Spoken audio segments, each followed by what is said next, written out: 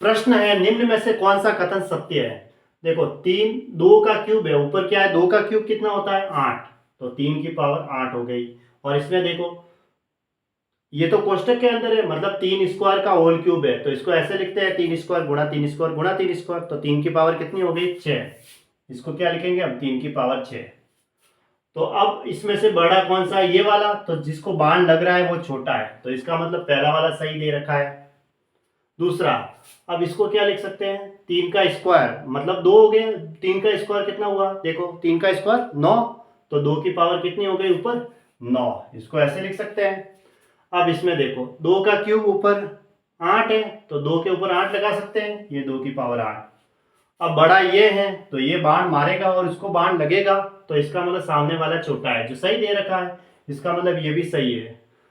तो दोनों सत्य है, फर्स्ट व थर्ड और सेकंड दोनों सत्य है ना, ऑप्शन सी सही है, दोनों सत्य है ऐसे।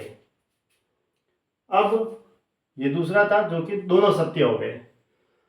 इसमें से सबसे बड़ी संख्या कौन सी है, देखो इसमें अंतर सब जगह समान है, अंडरूट 8 ये अंडरूट 5 है, अंडरूट 5 अंडरूट 3 है, अंडरूट 9 अंडरूट 7 है, अंडरूट 11 अंडरूट 9 है। देखो अंतर 7 माइनस 5 2 का अंतर है, 5 माइनस 3 2 का अंतर है, 7 माइनस 7 9 माइनस 7 कितना हुआ 2 का अंतर है, और 11 माइनस 9 2 का अंतर है। तो क्या करना है कि इन दोनों का आपस में गुणा कर दो, तो -35 एकदम सरल तरीके के लिए, -15 माइनस 763 और -99। माइनस के अंदर जो सबसे छोटी संख्या होती है ना वो सबसे बड़ी मानी जाती है, तो ये वाली सबसे बड़ी आई है इसकी, तो इसका मतलब ये सही है ऐसे।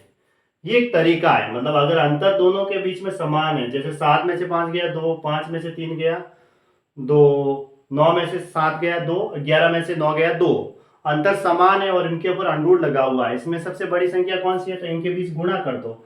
5 को 7 से गुणा करेंगे, 7 गुणा -5 तो -35 हो जाएगा, 5 गुणा -3 -15 हो जाएगा, 9 गुणा -7 -63, 11 गुणा -9 -99। अब देखो कि माइनस के अंदर हम ऐसे लिखते हैं ना, जैसे ये 0 होता है और इधर 1 2 3 ऐसे बढ़ती हुई संख्या होती है, फिर ये -1 बड़ी संख्या, फिर -2 फिर -3, तो ये -2 बड़ी है -3 से, -1 बड़ा है -2 से ऐसे, तो ये -15 है वो ज़्यादा है, सबसे बड़ी संख्या वो इसकी आई, ऑप्शन बी सही है। ये तो एक शॉर्ट तरीका है, बाकी इसको सॉल्व करने के अलग अलग तरीके हैं। शॉर्ट तरीका हम ऐसे इसका कि अंतर समान होने पर डायरेक्ट इन दोनों के बीच का गुणा करके हमें पता कर सकते हैं ऐसे, ये करने का एकदम सरल तरीका हुआ ये मतलब इसको शॉर्ट ट्रिक के आधार पर किया गया है, ठीक है, ट्रिक के आधार पर किया गया है। अगर तब लागू होगा जब अंतर समान हो तभी लागू होगा, नहीं तो फिर इसका व्युत्क्रम लेना पड़ेगा, फिर और अलग तरीके हैं, ठीक है, तो ऑप्शन बी सही है।